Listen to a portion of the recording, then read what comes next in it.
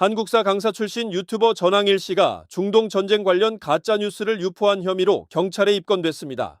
경찰은 전 씨 등 10명을 전기통신기본법 위반과 업무방해 혐의로 입건한 것으로 알려졌습니다. 전항일 씨는 전항일 뉴스를 통해 울산에 비축된 석유 90만 배럴이 북한에 유입됐다는 가짜뉴스를 유포한 혐의를 받습니다. 김정관 산업통상부 장관은 전 씨 등을 고발한 바 있습니다. 고발에 앞서 국무회의에서는 가짜뉴스 유포 행위에 엄정하게 대응한다는 방침을 공개하기도 했습니다. 위기 상황을 틈탄 가짜뉴스에 대해서 말씀드리겠습니다. 일부 유튜브, SNS에서 최근 석유 90만 배럴이 울산에서 제3국을 거쳐 북한으로 유입됐을 가능성이 있다는 가능성을 제기하였습니다. 이는 명백한 가짜뉴스로 정부의 신뢰를 훼손하고 국민을 그야말로 기만하는 행위입니다.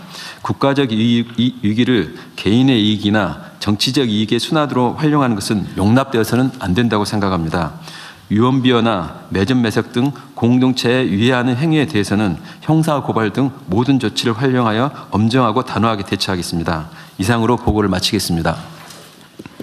아까 내가 얘기했던 부분이긴 한데 여하튼 현재 있는 객관적 상황들을 그대로 전달하는 건 모르겠지만 이유는 다양할 것으로 추정되는데 그 혼란을 야기하는 이 허위 가짜 뉴스를 유포하는 행위, 불필요하게 위기를 조장하는 행위는 전혀 우리 사회 공동체에 도움이 안 됩니다. 왜 그런지 잘 모르겠는데 하여튼 이런 점에 대해서 사회 공동체를 해치는 우리가 이 위기를 벗어나기 위해서는 정말 있는 힘을 다 함께 모아서 같이 가야 되는데 거기다가 회방을 놓는 그런 행위에 대해서는 개별 행위가 비난 가능성이 높아서 문제이기도 하지만 이 공동체의 위기 극복 노력을 훼손하는 것이어서 정말로 엄정하게 대응해야 됩니다. 요 경찰청도 나와 계신데 이런 가짜 뉴스에 대응하는 팀들이 있긴 있죠. 예, 있습니다. 특히 이 명확하게 저는 쓰레기 봉투 관련해서도 그게 전혀 이게 일부에서는 그런 얘기도 있었던 것 같아요. 뭐 쓰레기 봉투가 부족해서 나중에 쓰레기 봉투 값이 오를 테니까 미리 사놓자 뭐 이런 얘기 있었는데 이 쓰레기 봉투는 영업 물품이 아니잖아요.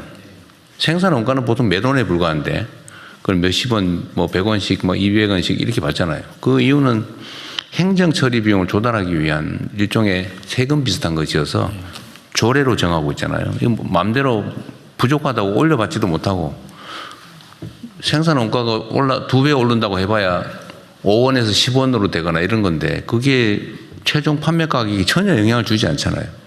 그래서 사실 사 먹을 필요가 없는 거고 또 행정기관 입장에서는 만약에 정말로 봉투 제작이 어려운 상황이 되면 불일리 배출하는 게 사실은 행정 목적을 달성하기 위한 것이지 돈 벌기 위한 게 아니잖아요.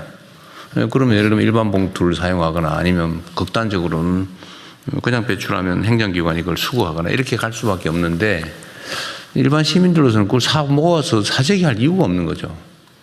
사실은. 봉투값이 오른다는 막연한 불안감이 좀 있는 거예요. 봉투값은 오를 수가 없다. 이게 생산 가격이 기본적으로 한 뭐 5원, 뭐 6원 이런 정도일 텐데 이걸 보통 우리가 100원, 뭐 50원, 100원, 200원 이렇게 받잖아요. 큰 봉투는. 그거는 행정 일종의 세금 비슷한 건데 그게 생산 단가가 5원에서 10원이 된다고 한들 그걸 봉투값을 올릴 리가 없고 올릴 수도 없잖아요. 근데 이걸 이제 헛소문을 퍼뜨린단 말이에요. 그래서 이건 악의가 있다 이런 거는.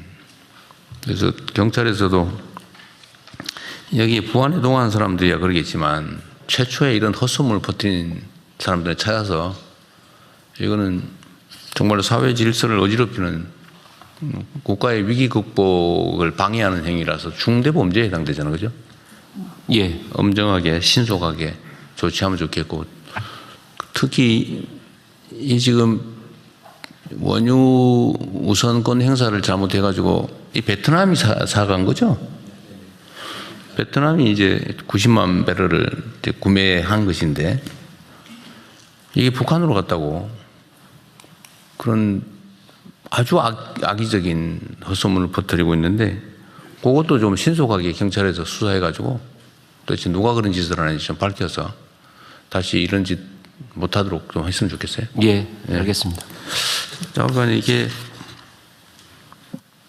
우리가 이제 공동체의 구성원으로서 해야 될 일과 하지 말아야 될 일이 최소한 있는 건데 지금과 같은 국가적 위기에서 우리 모두가 이 위기 탈출을 위해서 정말 힘들게 애쓰고 있는데 거기다가 그런 이상한 가짜 뉴스 퍼뜨려가지고